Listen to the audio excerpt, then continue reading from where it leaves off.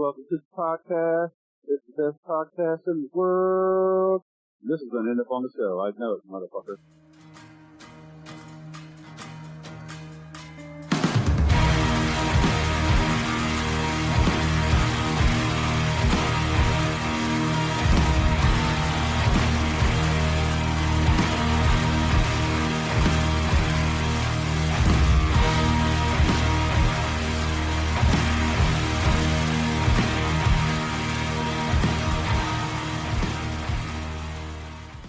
What's up, ladies and gentlemen? Welcome to episode 108 of Epitome of Stupidity, your favorite allegedly metal podcast.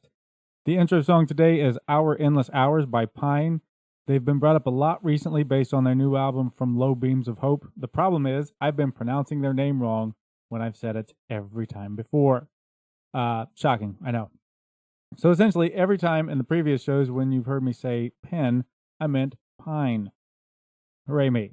Anyways, if you're new here, I'm Clint. I'll be your host. And if you can't tell by how well I'm dressed, I'm absolutely delighted that you're here. If you're a returning listener, I'm obviously glad that you're back. And I'll change into that thing that you prefer me to wear here shortly. If you need help deciding what to wear, I might suggest that you drink a bottle or two of mead. And then I think the decision will be much easier. But Clint, where would I get the mead, you ask? FremingHornMeadery.com, of course.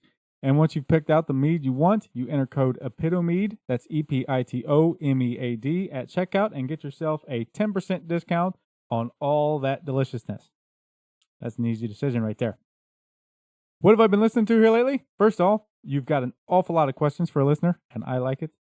Secondly, lots of High on Fire and the new Thou album here recently. Oh, and one of my favorite mid-thousands albums is finally back on the streaming sites. It's a band called Droid. It's an album of the same name. I'm stretching the limits of my memory here. I want to say that Monkey from Korn had a label for a hot second, and they were on that. Whatever the case, this is some fucking ridiculously heavy, riffy groove metal shit, and it is excellent. It also features Chino screaming his fucking face off on one of the songs too, so there's that. Can't go wrong. How about some cliff notes on Pijn? First off, per Ash and Connor of Sugar Horse and Conjurer respectively. Again, it's pronounced Pine, not Pen, like I've been saying it.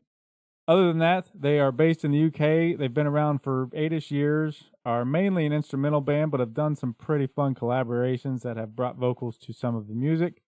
Not just your typical guitar, bass, and drums instrumental stuff either. They incorporate some string instruments that give the music a heavy but cinematic feel. It's fucking good. As you can tell by the intro clip that we heard there.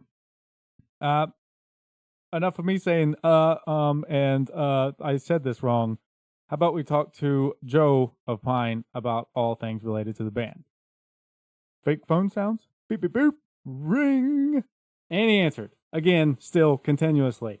On the line with me is Joe of Pijn, of which we've discussed. I've been pronouncing the name wrong terribly for a long time now. So I'm going to lead off with Joe. A, where are you there in the UK? And B, why can't I say your fucking name right? Well, I'm in Manchester, UK.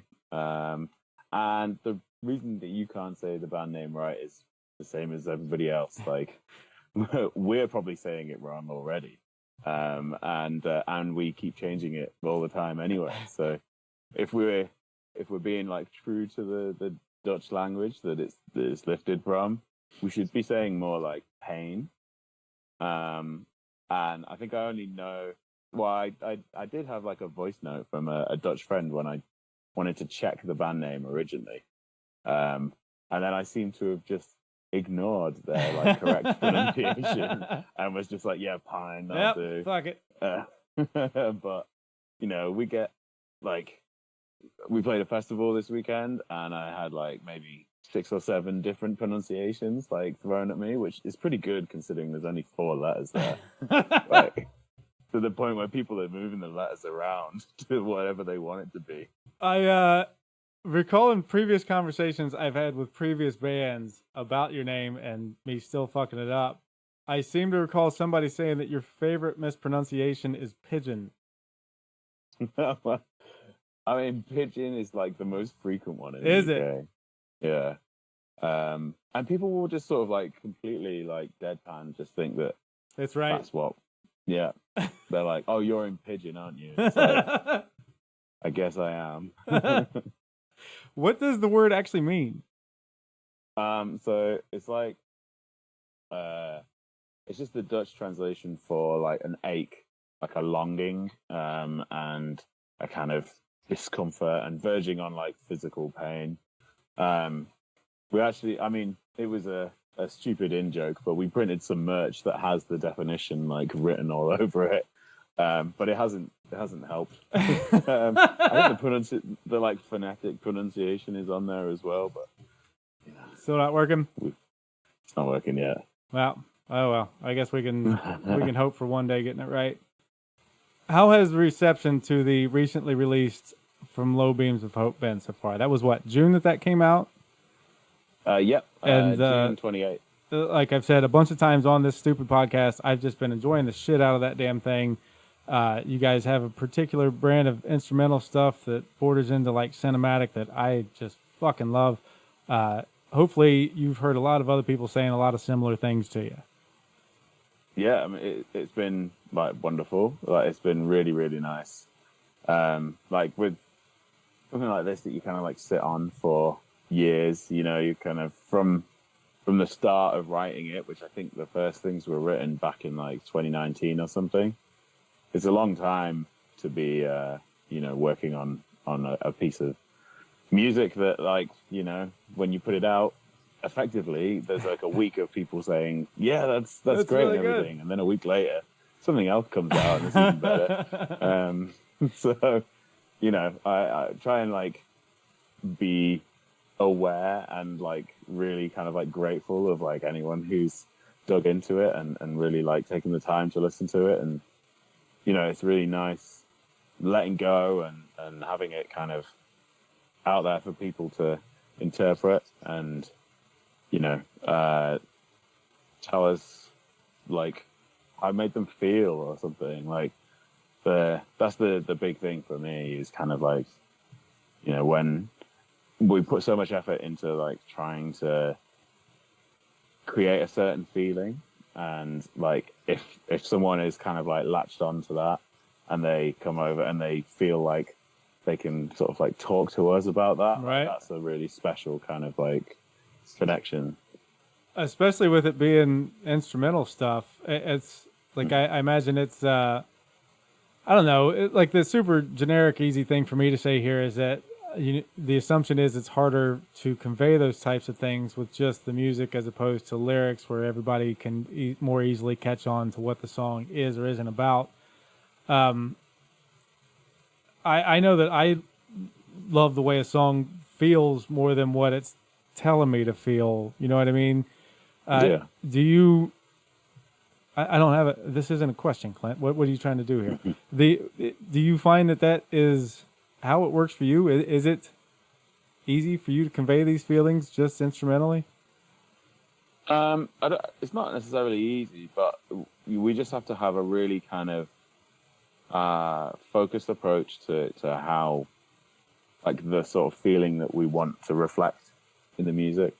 Because, like, I feel like what we were trying to do is to toe the line between kind of like the feelings that you get when you're like desperately sad, but you kind of know that it's going to be all right. And so it's that sort of like, it's trying to be a bit more like celebratory, but from this kind of like really miserable place. Right. It's the sort of like feelings that we're trying to sort of put out there. Yeah, and suddenly the album title makes sense. Yeah. That's a super clever line too. I've always, like, even without the background there, I've always liked the phrasing of it. Where did that come from? So it was a while back when we initially started writing. Myself and our old drummer, he's a really good writer. You know, I think he's working on a book at the moment. Had just put down like phrases and sort of feelings and ideas just into like one sort of document. and the goal was to make a sort of little like mood board for how we wanted the record to feel as a whole. And from all that kind of just like blurb and just like mess of words, he sort of like pulled like the spoken word poem that's in the first track. He sort of like just wrote that from all of those, and it was it was a really lovely little like short poem basically. So we just lifted little bits and pieces from that as ways of like choosing song titles, and because we'd already put all the sort of themes kind of like into it, so everything in there was always going to be like linked to the album. Sure. in a good way. I've actually got a follow up here asking about the samples and stuff there in the beginning of that first track, which is the one that we're using for intro outro. Oh, nice. So that's something that just kind of came from that kind of board session. Yeah, pretty much. And then we just got a few different friends to sort of do a reading of them. So it's our drummer's mom is the opening voice. My old housemate's wife is one, and our old bassist's old housemate as well. So it's just a kind of like collection of mates from around. The fact that that's somebody's mom doing that is equal parts hilarious and completely unsurprising. So talking about this album in its entirety and the things that have gone into it, and we haven't even brought up the even newer EP, Desperately Held, which I think is part of that whole poetry thing that we're talking about. What was the idea around that release by itself, especially so closely after this album? Yeah, well, so initially the album had a 5th track that was called Desperately Held, and it sort of served as we kind of wrote it in the same way that you write like an overture in like classical, where you have each motif from the different songs are like introduced, and so I've been really like banging my head against the wall with trying to make sure that like this piece sort of like did it justice, like to kind of like go at the end of the record and to be something that someone would listen to and be like, oh, I heard that in the first track, and I heard like but then you'd see how everything kind of like works together. But I just like I kept fighting with it, and I was never like 110% happy with it. So eventually it just got dropped from the album and like repurposed into other little bits that we've done. But I always felt like this kind of like looking at the motifs that we had already in the music and trying to repurpose them in a sort of like different way was something that I still wanted to explore. And so I sat down with our like keys, bass 6, synth tape loops player. He kind of just is his own instrument almost.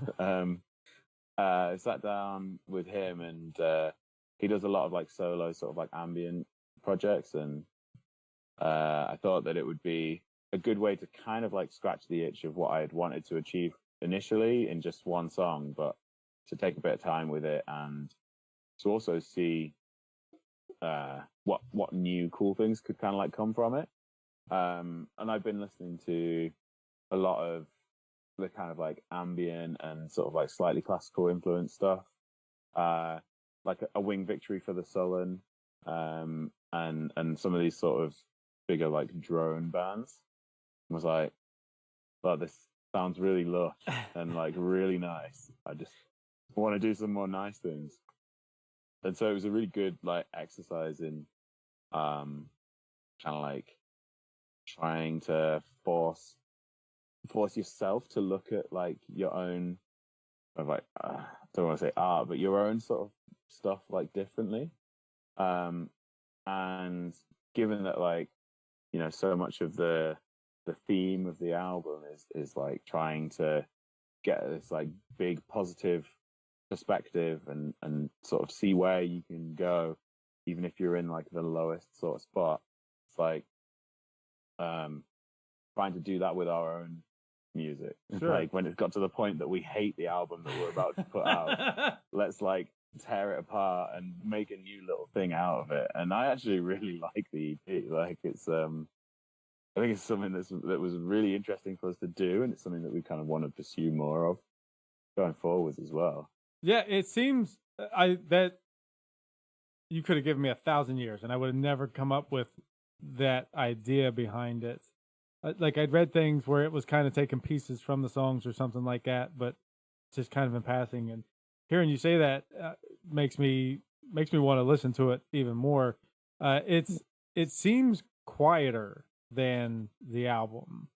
I assume that that's kind of by design. If you're taking these things from it, and then this is already so much of the loud part, and this is not necessarily what's left. But I guess I don't know how I want to end that sentence, so I'm just going to turn it back to you. No, I think you're onto something there, because when we took all the stems from it, there's a lot of like ambient sound that's present in the album. That's so sort of like textural or whatever. It doesn't really get to be in the forefront, and it's there, and like it's the sort of thing that when you listen on headphones, you can just hear something kind of like rustling away. You're not sure what it is, but if you take it away, then it feels like there's sort of space there. So I would notice like taking away some of these layers, and this was like a really good way for us to turn those up, like put them in the foreground and like see, like just like react to them a little bit more. And rather than using the big like there's basically no drums on the EP, and like there's not really any heavy guitars.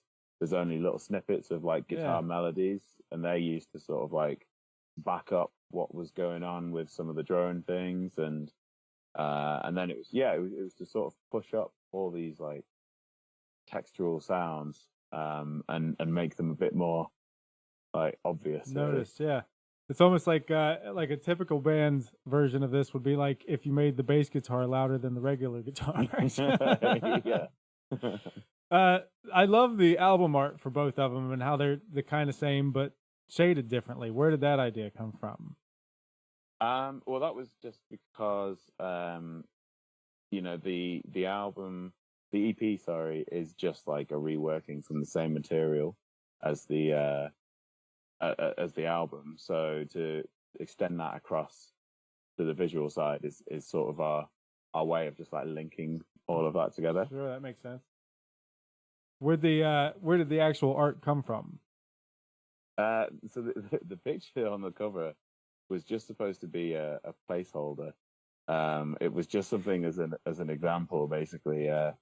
We have these lights that I sort of had made like a couple of years ago or something, and they are kind of like some old street lights, and they emit a really narrow frequency of light, so you don't see like a full range of color. You just see everything in like this very narrow, like everything is basically like from black through to a yellow, and you kind of just get this gray in between. And you don't see proper color or anything. It's only if you get a torch and you can kind of shine that on something, you can see a very small section of like full range of color, which I had sort of nabbed from an artist called Olafur Eliasson. He does like that sort of thing as an immersive art exhibition where it's a big room that's only lit with those lights, and you go in and it changes your perspective of like everything. Like your hands look so weird under these lights because you can't see anything that kind of like normal and like flesh colored. It looks like old timey and weird, and it changes your depth perception and stuff as well. So the plan with these lights is for us to use them live, which we have been doing. To kind of just like create our own little vibe section type thing of the area, where there's no colors. We're just like sucking all the life out of everything. And then we wanted to extend that to the visual side of things, and finding a space that that we could light in our in these with these bulbs. And so I wanted to. I'd been talking to a friend of mine who's a photographer and a director. And he was listing off all these like ideas of places that you should, take a picture, and we can scope out the actual location that will get the proper photo.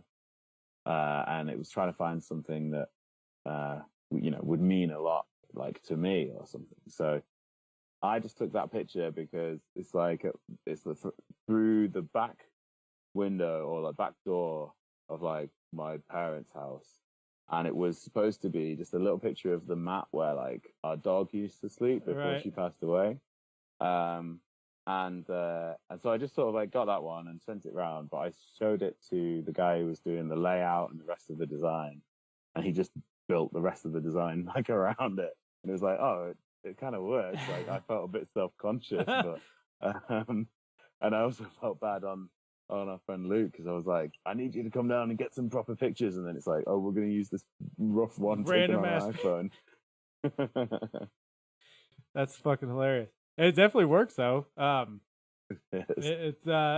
It's sometimes I wonder if the music that doesn't make the album art. You know what I mean? Because if you think back in however many different albums, there are pictures and images that, if they're just by themselves, are nothing. Like that iconic picture of fucking Ozzy. It's volume 4, but if it doesn't have all that, it's just this fucking guy with fringe hanging off his arms. It's sometimes I think the music goes a long way to helping or making the art. I had to have that sort of drilled into me because I was getting very self-conscious before we put it out. It's lovely that you've welcomed us all into your parents' house, though. Speaking of making art, is the fucking segue I'm going to try to make here.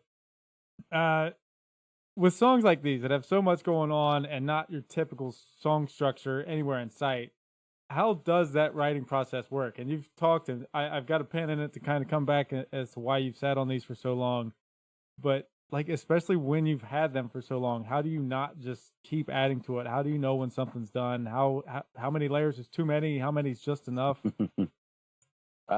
It's really hard, and I think like sometimes we probably don't get the balance right with like how many layers is too many, and I have to be really strict on like just getting to a point and holding my hands up and saying like, that's enough now, like no more. I have to sort of put a bit of a sensible head on, and it's like, because I work in a studio as my sort of like day job, I have to keep to other people's deadlines, and I have to stop them from going too far if I feel like it. And normally I don't have to do that for myself, but with something like this, I could feel myself like staring down the rabbit hole a little too much. So I think I just set a date eventually, and was like, this is going to be the last day that we're adding anything to it. So I had to make sure that my lists were pretty thorough before then.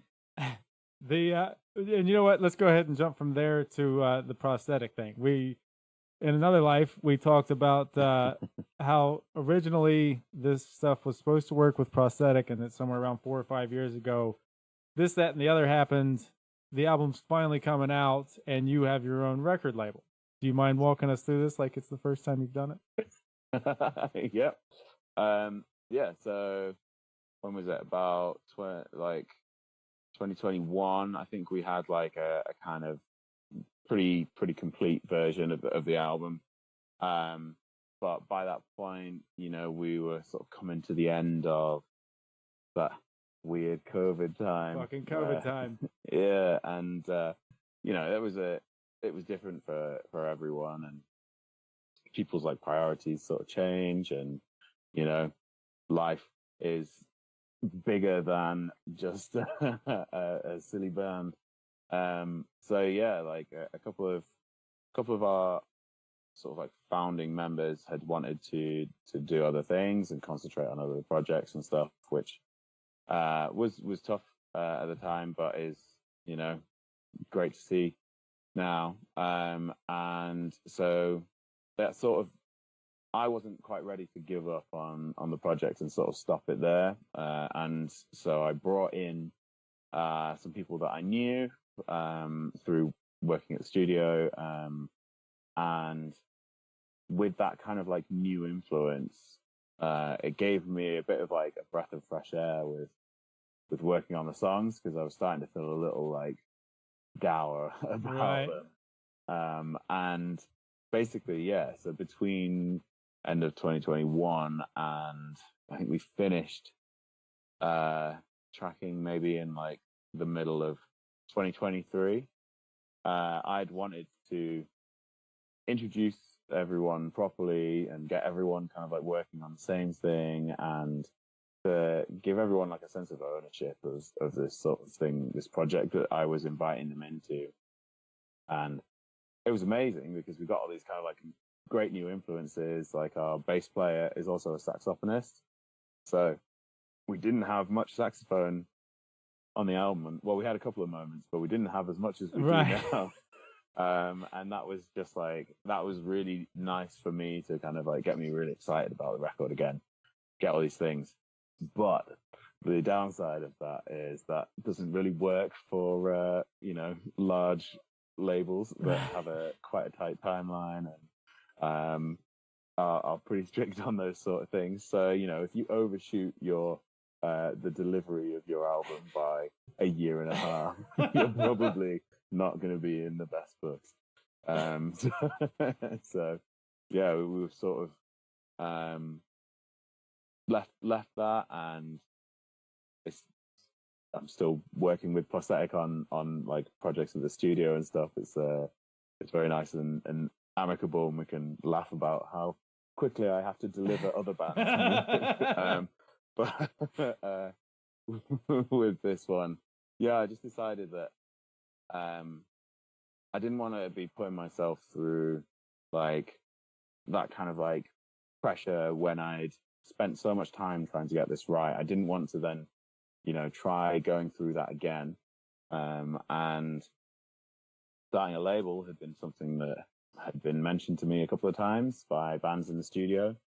I often get, as we get into the end of a session and they're starting to hear like their release come to kind of like fruition, it's like they'll be asking for advice on whether they should approach X, Y, and Z labels, or whether they should approach a PR company, or how they should release it or something. And I'll throw in my like 2 cents of advice and try to kind of like steer them in whatever direction feels right. But sometimes there's bands that like have like a slightly different like artistic vision, and that's something that I can really like relate to with how I always feel about presenting the Pijn kind of like releases and all those things, and having a real kind of like probably an absolute punishing overlord approach to every aspect of it. And now I can extend that to other people. So yeah, it seemed like it would be a nice idea to kind of like, especially with artists that will come through and spend a lot of time working with me in the studio. I've got to know them quite well.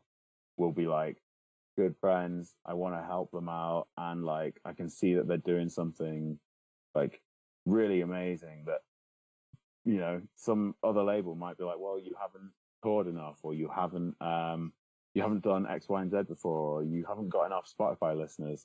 Whereas for me, if it's something that I really believe in, like none of those things are going to matter. This is something that I'm going to sort of like put my all in, because someone's already put their trust in me to kind of like create it for them. So I'm just kind of like, giving back some of that trust. And yeah, I've tried doing it with my own band. I've figured out a lot of mistakes initially. And getting the easy things out of the way. Yeah. And hopefully, the next time around it'll be slightly better. Right. Yeah, I remember, it's Will with Prosthetic. However long ago, because you guys did end up releasing one of those A song with them, Yeah, yeah. And I remember him sending it to me, and I just fuck yeah, man! I'd love to hear some new. At that point, I'm saying pen, so I guess I'm gonna say pen. And then, like 2 years later, I wait, what happened to that? And Yeah. 2 more years later, there's the album. Yeah, there's me just kind of like sitting in a basement in Manchester, just ripping it all apart and trying to do it again. And I'll use my definitely worth doing twice line on you here. So I assume that running your own label is all sunshine and profits, and it's definitely worth it to you. Well, I've got you on headphones to make sure my girlfriend can't hear. Oh yeah, good job, smart fella. I hope the label thing works out, because it's, knowing that your day job is there in the studio and you're running through these bands and hearing what you like basically through your music and all that stuff. I'd be interested to see and what else comes of that. There's a few things lined up. There'll be at least one more out before the end of the year. Which, yeah, obviously I think it's really good. Right. I can't sort of talk too much on it yet. Okay. Well, the one thing that I'm realizing that we haven't said here is the actual name of the label. What is the name of the label? Oh, it's Floodlit Recordings. Right. I've got it written here, and I never fucking said it. Which do you prefer? Which do you prefer, recording or playing live?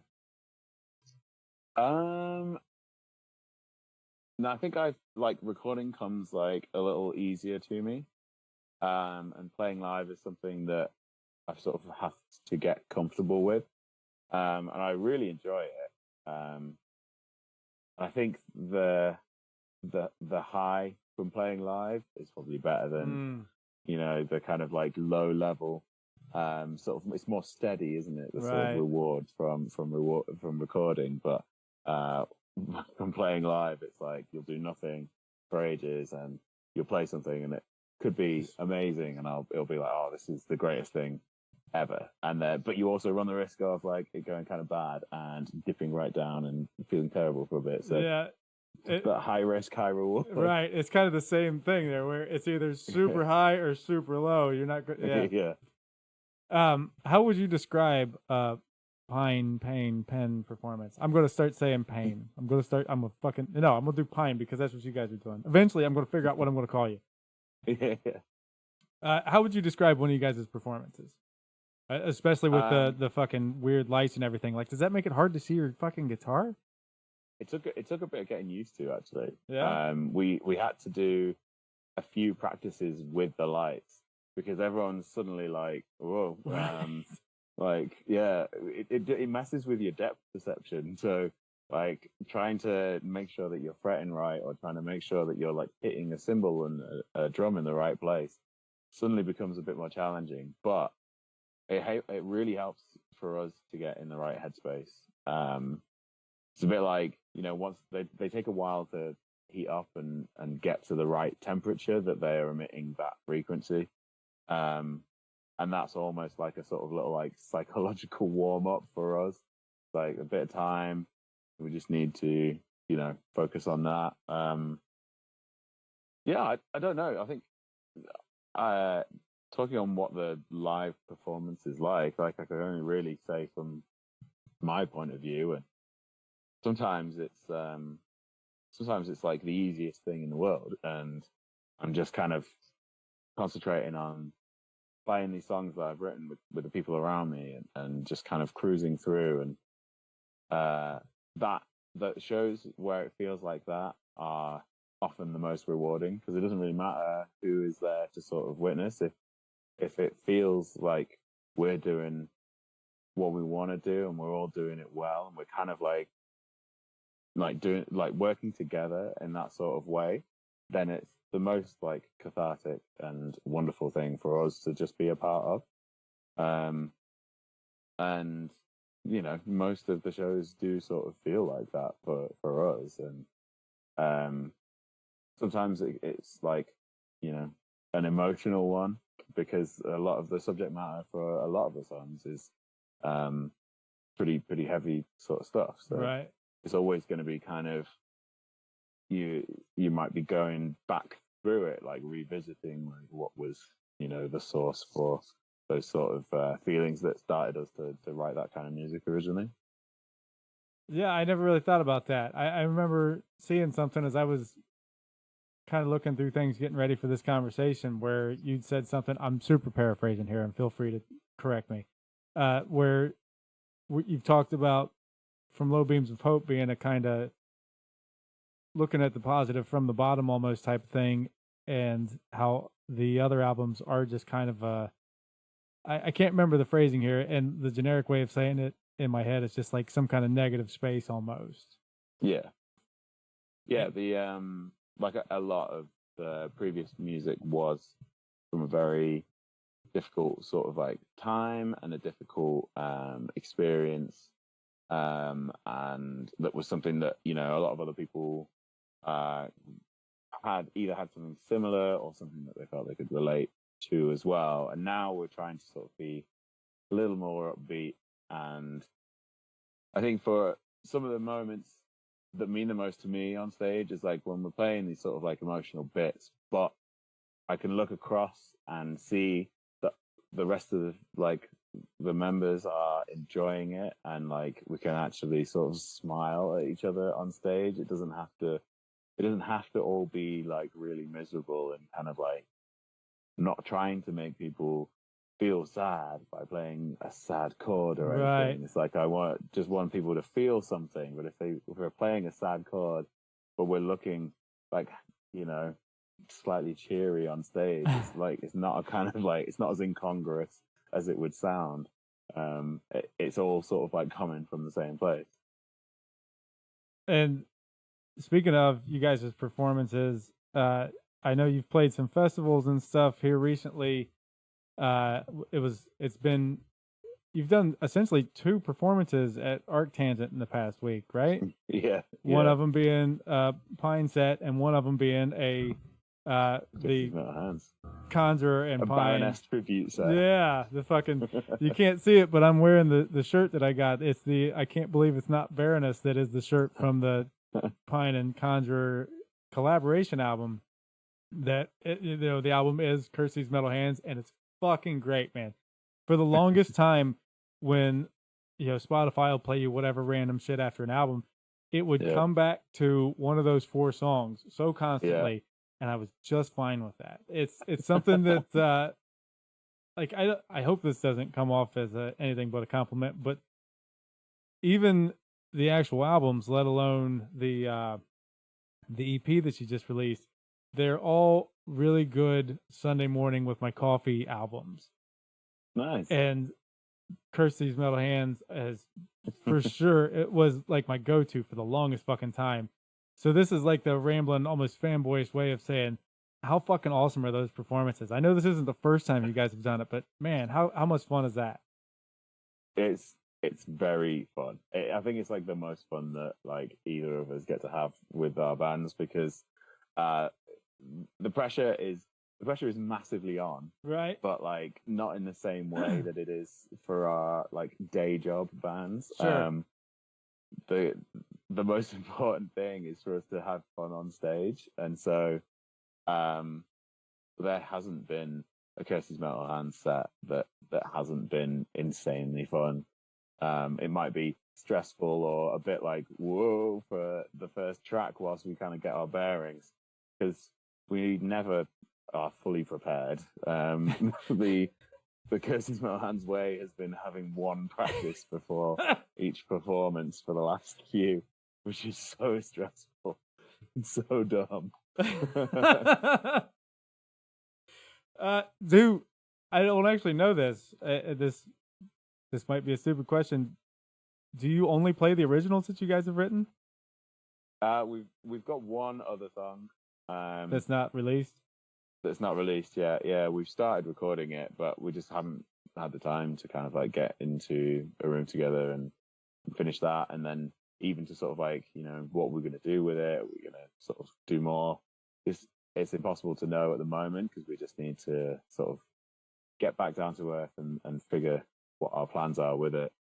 There was one we've done one show outside of Arctangent Festival, which was a sort of all-day show in London a few years back, where there was a very ill-advised cover played at the end that had never been rehearsed.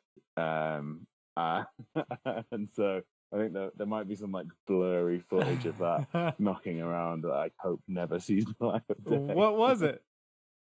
I think it was Jet. Are you gonna be my girl? Please excuse me while I write that down. I have to look for that. Or just fucking imagine it.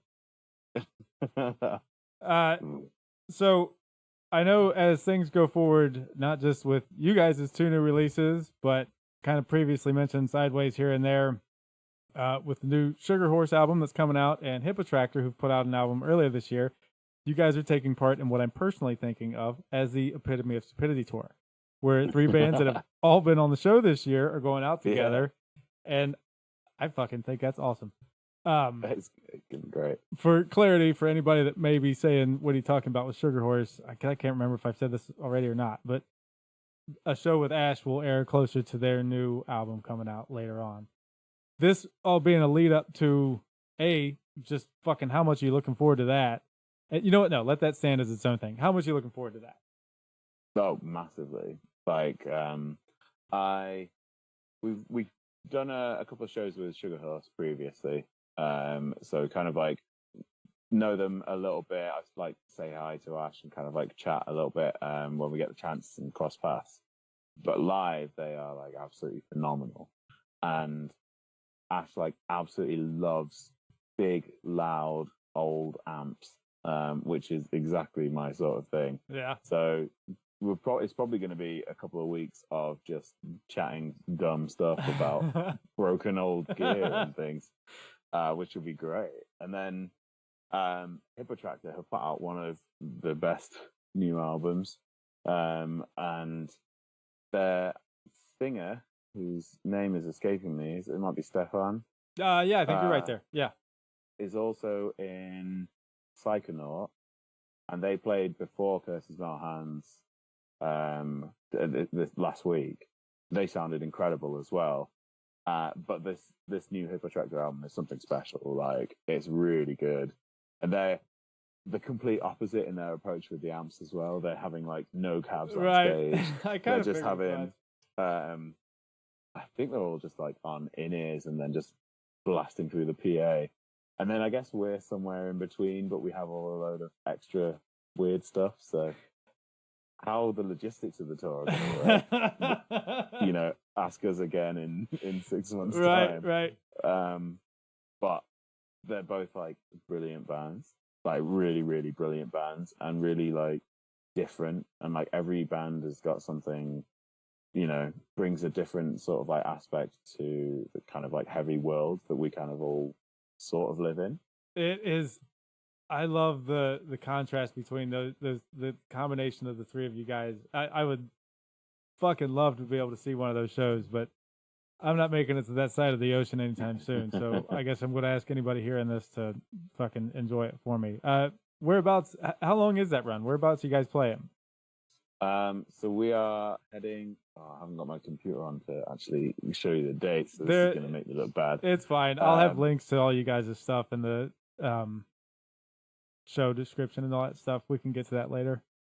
But we're going through, I think it's maybe like 8 or 9 dates in Europe, including Samhain Festival, which has Amun-Ra and Russian Circles on the lineup. So you kind of know that it's already going to be an incredible day. I'm finally going to get to see Russian Circles here in just a couple weeks. They're absolutely a bucket list band for me, and I saw Amun-Ra a handful of 4 years ago, something like that, and just fucking in a smallish room, and they just absolutely tore that fucking place down. Ridiculous. Yeah, amazing. Both bands are so good. I've almost started to lose count of how many times I've seen both of them, but we get to meet up with them on that show, and then we only have 2 shows in the UK on that tour, one in London on Halloween, and then we're back home to Manchester to play Damnation Festival. Nice. Which will be incredible. The lineup is already insane. Man, I'm fucking jealous. So outside of these tours, because they're obviously the easy answer here, is there a particular band or tour that you would classify as like a dream scenario for you? Not just in that it might be a band that you're a big fan of, but in a sense that you think that their fans maybe aren't hearing enough Pine music and would connect to it. Oh, well, all right. So it's probably a cop out, but Tool. Okay, all right. Would be the sickest, because I remember back in the day, I think it might have been how I kind of had Russian Circles introduced to me, was hearing about them being picked up as like the support band for a tour with Tool. Yeah. And, you know, they're an incredible band, but you've seen how it kind of like they just were everywhere from that sort of point onwards, and it's rightly so. Go ahead. But yeah, an opportunity like that would be nuts. Not that I can see it happening, but like, funny enough, assuming that everything works the way it's supposed to, and I'm probably going to jinx it by saying this, the next show should be Nick of Elder talking about his Delving album. Oh, nice. And there's no fucking way I'm letting him get out of a conversation with me without telling me about something about the fucking Tool tour, because that was nuts. Yeah. I couldn't believe Elder was open. I'd love Elder would be amazing as well. I've fallen in love with Reflections on a Floating World. Yeah. A few years back, and I was obsessed with it. And then I was like also kind of really bummed out that like I hadn't seen them. I didn't know when I was going to get to see them. It was like, I'm just going to have to keep listening, and that's fine. But then somehow I ended up like filling in on guitar for another band, and the tour just like crossed paths with Elder like 4 times in the space of 3 weeks. And I was just like, fucking Elder. It was so good. Every single time they played, I was just like pushing out the way to get to the best spot. They are fucking amazing live too. Yeah. Anyways, I think we're running out of useful questions from me here. Where are we at? About 47 minutes. I got one more for you here, and then we'll round this into the stupid way that I end these things. Who are you guys' influences? I mean, with as, like I said, like cinematic and instrumental as most of the music is, what are you guys listening to that's kind of got you to this point? A lot of the early stuff, we were listening to a lot of Mars Volta, a lot of Russian Circles, and a lot of Godspeed, You Black Emperor. And you know that the combination of those three is pretty perfect. Yeah. I was just thinking of the whole like Russian Circles and Godspeed. That is like the most perfect answer to the influences question ever. And you know, also a lot of like Pot of Luna and ISIS as well. They were the kind of like big 2 sort of post metal influences for me. Yeah. Sort of like, so they will never go away when it in terms of like listening to, you know, the kind of pinnacle of the genre. Those bands are always going to be in the mix. But nowadays, try to kind of like influences like a little more, because I don't want to just be rehashing the same sort of thing, and I want to draw from different things. So one of the big influences on from Low Beams of Hope was a band from Japan called Goat, who basically just sit and play like muted harmonics of one note in different rhythms, but there's like 2 drummers kind of like just tapping along, 2 bassists, and maybe a guitarist or a saxophonist or something. But we saw them do it live, and I was like, I'm not going to be the same after that. Okay. Yeah, that sounds interesting. I will look them up. As promised, now that we've done all that, you've been great in all this, and so why not ruin it with some stupidity here, as is my fucking way. We'll do some quote-unquote rapid-fire questions here. This first one is getting more and more to a point where it's just proving that only one of these things matters. So we'll see if you're the exception that proves the rule, or however that stupid fucking phrase is. Coffee or tea? Tea. Really? You are the first person to say tea in so fucking long. And that's not to say that I talk to a bunch of American bands, because I don't. Yeah. No, you were the first person to say tea in a long time. What's something you could eat for a week straight? Oh, pizza. I think that's what I'm having tonight. It's like shameful. Pizza. It's I mean, fucking pizza's delicious. Beatles or the Stones? Stones. Right answer.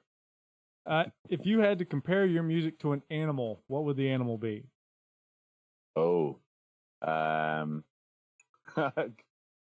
I say a pigeon? Is that gonna ruin my own band for me? I don't. Because everyone else. I don't know why I didn't think about that going into it, motherfucker. That is perfect. Shit, that's fucking hilarious. If you could ask one animal one question, what's the animal? What's the question? Oh, maybe like, is it the Greenland Shark that like is like the oldest creature, and just be like, what you been doing? What you been up to? Yeah. Greenland Shark. I've never even fucking heard of that. My Google history changes so much when I have somebody interesting on the fucking show. I've got no. Like, what are these mental things that they're thinking about? I've got no business looking up a Greenland Shark, but I'm fucking going to. Where the fuck was I? Beer or liquor? Beer. If you had a mundane superpower, what would it be? It'd be to like make people just like stumble. So I could just like point at them and they'd just sort of like just trip a little bit, but not properly. All right. Scale of 1 to 10. How good are you at keeping secrets? Not great. Maybe like 4. I love it when somebody has to admit that. Go-to karaoke song. Jesse's Girl. Didn't see that one coming either. This one I end up having to explain sometimes, especially to folks on your side of the Atlantic there. So I'm trying to rephrase it so it comes across easier. Breakfast sausage. Links or patties? What are links? Oh, is that like? It's like a. All right, it looks like a finger. Yeah, links. It is the less. Whatever. Yeah. We got links. All right, links it is. And then the last question here, the most original thing. You've actually never heard anybody ask this before. It's completely unique to this show. Patent pending. Anybody listening? You, Joe of Pine, are sent to an island for the rest of your life. You get to take one album with you. What's the album? Oh no. Oh, I didn't think about this. Maybe Francis the Mute by Mars Volta. Okay, that is the second Mars Volta. Is it?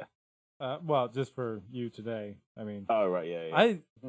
I don't know if I should admit this. I've tried to listen to that album a couple times and I don't fucking get it. It's bonkers.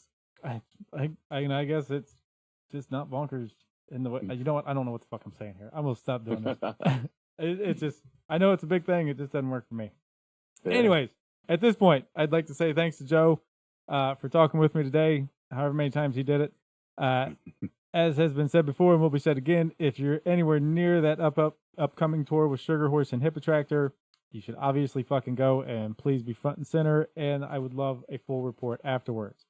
You'll find links for Penn, the podcast, Brimminghorn, and the Blockout Bash, which for Columbus people is this weekend, August 24th, in the show description from wherever it is that you're hearing this from, of which I would ask that you hit the old subscribe button, review or rate the show wherever you can.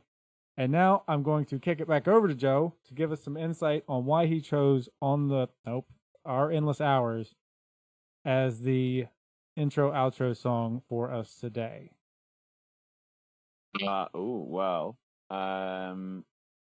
It's the opening track. It gives the best kind of like flavor of sets the tone for the album, I suppose. So if you kind of like find something you enjoy in that, there'll probably be something in the rest of the album. It might be worth another half hour of your time, basically. And also, it's, you know, maybe it's kind of snide, but you know, it's like 12 and a bit minutes long, and you having to put a 12 and a half minute long song as an intro outro sort of song for a podcast. Luckily, we only use like 30 seconds for the intro, but on the outro, which we're about to hear, and we're all going to sit very quietly and listen to it and enjoy every second of it. So without further ado, here is Our Endless Hours. Each day, time drops a tiny death at your door. Each day we live within it, desperately held. And climb through together to the far side of morning. Patience and perspective of 1,000 tired lives. Given over to grief and then sweet blossoming growth. Our endless hours drawn above from low beams of hope. Each day the candle burns a little more down.